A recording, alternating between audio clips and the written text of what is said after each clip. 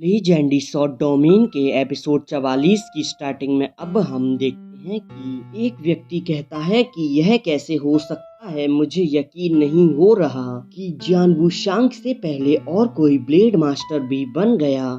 इधर तियान कियाओ सी टोंग के पास आते हुए कहते हैं कि सी टोंग, सच में तुम्हारा पुत्र काफी अत्यधिक प्रतिभाशाली है। वह कहते हैं कि मुझे लगा था कि इसे कम से कम 5 साल और लगेंगे। इतनी जल्दी स्वॉर्ड आर्ट को समझने में और ब्लेड मास्टर बनने की मुझे उम्मीद नहीं थी। जल्दी 26 की उम्र में ही ब्लेड मास्टर बन गया है, सच में उसकी प्रतिभा अद्भुत है। लू सी टोंग कहते हैं कि वह काफी ज्यादा अजीब है और उसने तो गोल्डन व्हाइट टाइगर पेंटिंग को भी, बेशक उसके लिए यह सामान्य हो, लेकिन जो स्वॉर्ड आर्ट की कलाएं उसने सीखी हैं समझ लिया, और उसकी स्वॉर्ड आर्ट सोने सी तीक्ष्ण है और बर्फ की तरह ठंडी है। उसकी स्वॉर्ड आर्ट में 2 विशेषताएं शामिल हैं। एल्डर तियान कियाओ कहते हैं कि लू यांग ने 3 साल तक लुओ परिवार के ट्रेजर ग्राउंड में प्रवेश किया था और वहीं से उसने आइस एम्प्रेस स्वॉर्ड गॉड की आइस स्वॉर्ड आर्ट को समझ लिया। यह 2 विशेष स्वॉर्ड आर्ट को मिलाने में सफल रहा। यह काफी अत्यधिक दुर्लभ है। इसने 2 स्वॉर्ड गॉड की शक्ति को प्राप्त कर लिया। उसकी उपलब्धि भविष्य में असीमित है। वह कहते हैं कि लू यांग के पास स्वॉर्ड गॉड बनने का भी मौका है।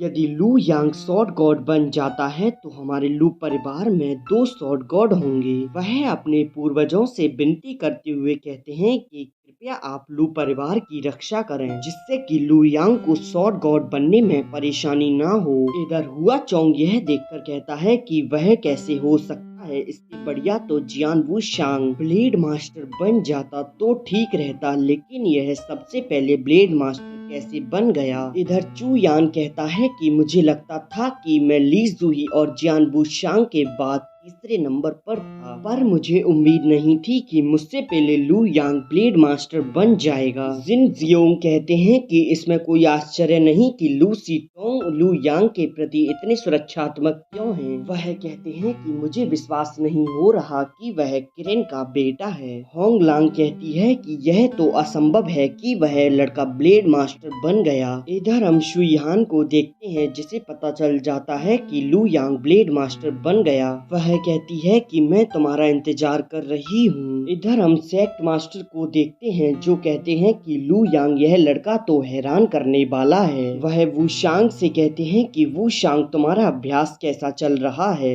वुशांग कहता है कि लाइट शॉट के बारे में मेरी समझ पर्याप्त है, लेकिन मुझे लगता है कि अभी ब्रेक थ्रू करने का सही समय नहीं आया। मुझे अभी भी कुछ और समय चाहिए। तभी सेक्ट मास्टर कहते हैं कि वेस्ट डोमेन के लू परिवार में कोई ब्लेड मास्टर बन गया है, मैं तुम्हें वहां ले जाऊंगा उन्हें बधाई देने के लिए। यह सुनकर वुशांग कहता है कि वेस्ट डोमेन के लू परिवार में, वह सोचता है कि क्या यह लू तियान है या फिर लू यांग है। वह कहता है कि अगर आप व्यक्तिगत रूप से जा रहे हैं तो वह अवश्य ही लू यांग होगा।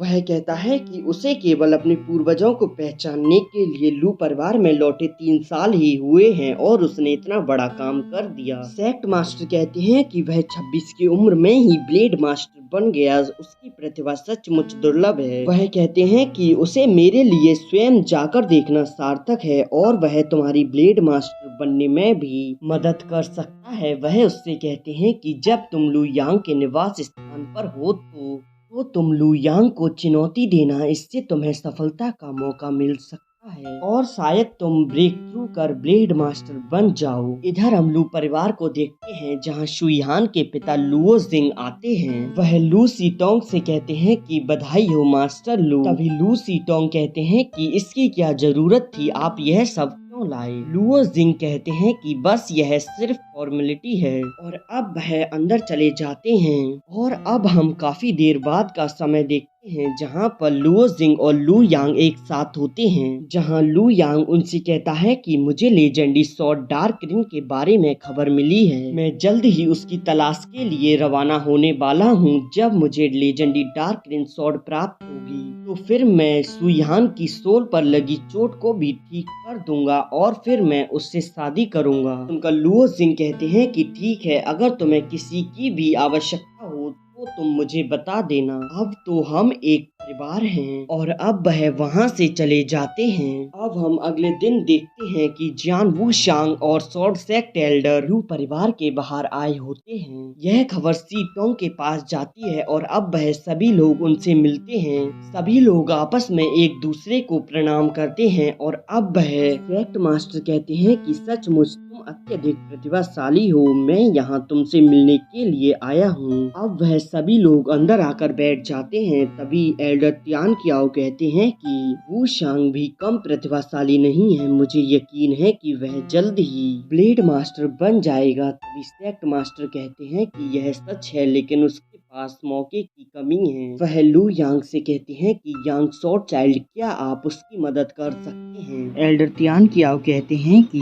अगर आप लेजेंडरी स्वॉर्ड चाइल्ड के साथ अभ्यास करते हैं तो फिर यदि वह आपके ऑरा को महसूस कर सकता है तो फिर वह ब्रेक थ्रू कर जाएगा। तभी लू सीटोंग सोचते हैं कि सभी हेवनली चाइल्ड स्वॉर्ड गॉड बनने के लिए प्रतिस्पर्धा कर रहे हैं। जो हेवनली चाइल्ड जितनी जल्दी ब्लेड मास्टर बन जाएगा उतनी उसकी उम्मीद स्वॉर्ड गॉड बनने की बढ़ जाएगी। अगर लू यांग वूशांग को ब्लेड मास्टर बनने में मदद करेगा तो उसके पास स्वॉर्ड गॉड के लिए प्रतिस्पर्धा करने के लिए एक और व्यक्ति होगा। लू यांग कहता है कि अवश्य, जिस पर स्वॉर्ड सेक्ट मास्टर उसे धन्यवाद करते हैं। लू यांग कहता है कि आपने एक बार ली जुई से मेरी रक्षा की थी, मैं आपका आभारी हूँ, मुझे सम्मानित महसूस होगा अगर मैं आपकी एक छोटी सी भी मदद करता हूँ। तो अब वह दोनों प्रैक्टिस करने के लिए तैयार हो जाते हैं, जहाँ लू यांग उसकी पावर को देखकर कहता है कि अन्य स्वॉर्ड किंग इतनी गति से इसके खिलाफ बचाव करने में सक्षम नहीं हो सकते। वह अपनी पावर को रिलीज कर अपने चारों तरफ बैरियर बना लेता है, जिससे कि जियान वूशांग की स्वॉर्ड उसके बैरियर को ब्रेक नहीं कर पाती। वह यह देखकर कहते हैं कि लू यांग ने तो नई स्वॉर्ड आर्ट समझी है, सच में वह असाधारण है। उसकी स्वॉर्ड आर्ट में जिंग होंग स्वॉर्ड गॉड की तीक्ष्णता और आइस एम्परर स्वॉर्ड गॉड की शीतलता दोनों हैं। यह तो वाकई अत्यधिक अद्भुत है। जिस पर लू सीटोंग कहते हैं कि यह वाकई असाधारण है, मुझे भी आश्चर्य हुआ था जब वह ब्लेड मास्टर बना। उसने स्वॉर्ड आर्ट में एक नई राह शुरू की है। मुझे आश्चर्य है कि क्या वह स्वॉर्ड गॉड बन सकता है। मुझे आश्चर्य है कि क्या वह इस स्वॉर्ड आर्ट से स्वॉर्ड गॉड बन सकता है। यह एपिसोड यहीं एंड हो जाता है।